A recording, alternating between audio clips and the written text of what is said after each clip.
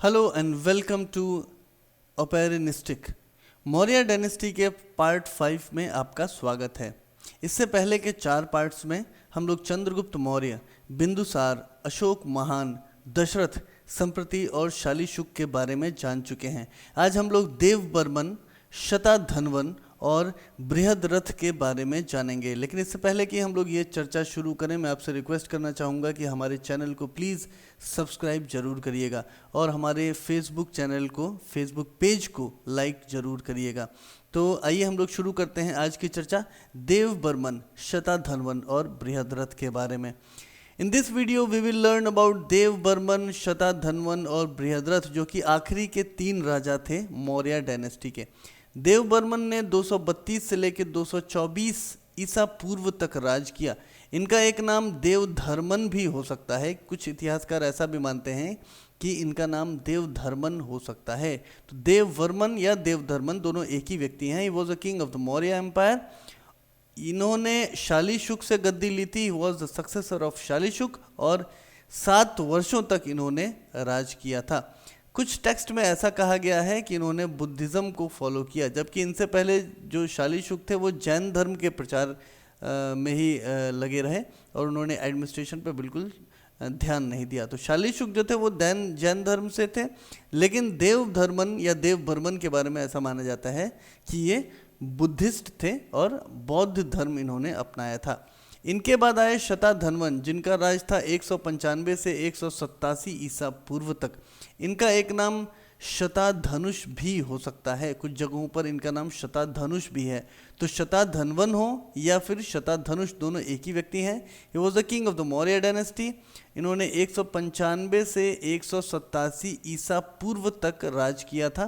पुराणों में इनका जिक्र मिलता है। कहा गया है कि देववर्मन मौर्य के बाद इन्होंने 8 वर्षों तक राज किया था और इनके बाद फिर बृहद्रथ मौर्य आए। शताधन्वन के बारे में ज़्यादा जानकारी हमारी हिस्ट्री में संकलित नहीं की गई है, इसलिए इनके बारे में बहुत कुछ, इनका एडमिनिस्ट्रेशन कैसा था, इन्होंने किस धर्म का प्रचार किया, कैसा क्या किया, ये सब चीज़ें उपलब्ध नहीं हैं।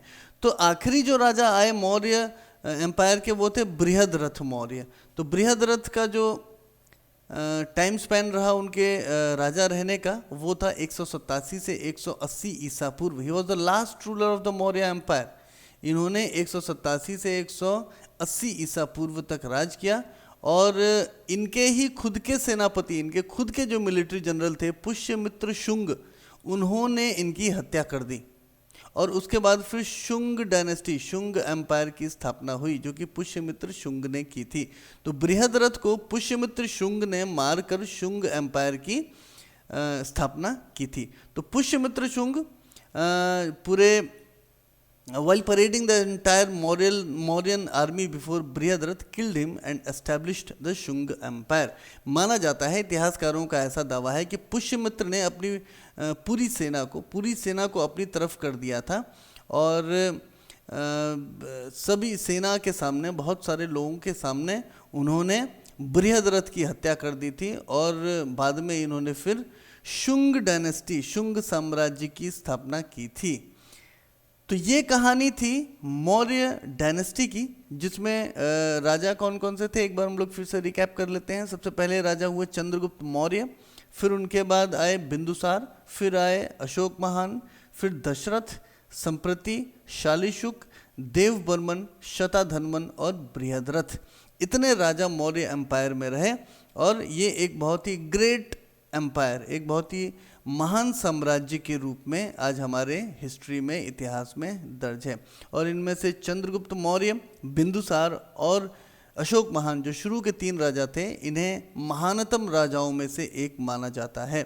आपको यदि हमारी ये जानकारी अच्छी लगी हो, हमारा ये वीडियो अच्छा लगा हो, तो हमारे YouTube चैनल को सब्सक्राइब जरूर करिएगा। हमारे Facebook पेज को भी ज़रूर लाइक करिएगा, इससे आप हमसे जुड़े रहेंगे। मुलाकात होगी अगले लेसन में। एक बार फिर से नमस्कार।